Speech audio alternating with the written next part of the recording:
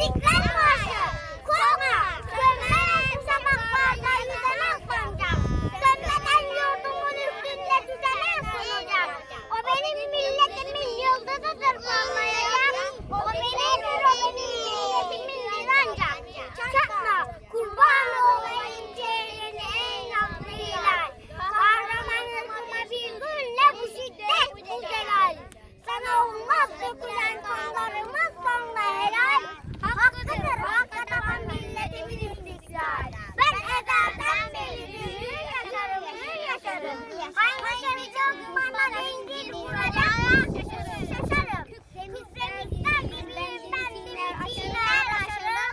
Yurdarım dağları engellere sığmaz taşarım. Varlığın afakını sarsınlar. Çelik durumlar benim imanla gözüm kimler rahatlayacak.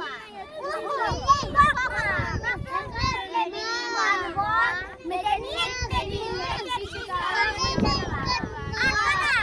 yurdumu alçaklarını bırakma sakın. Siper et gövdeni tutma yansın yakın. Bu adamda sana vaat ettiği günler akır.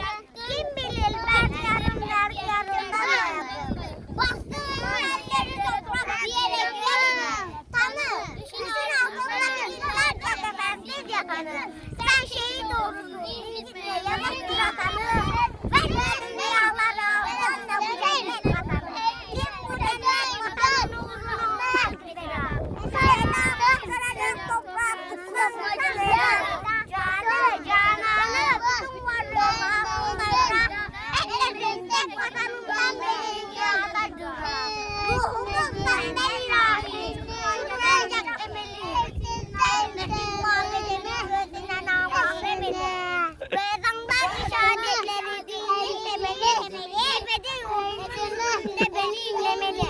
O zaman vecidilerin secdede varsa taşım. Herkes yolundan ilahi boşanıp kalmaz. Saçılır ruhim cevrek gibi yerden daşım. O zaman yükselerek aşağıda elberdi başım.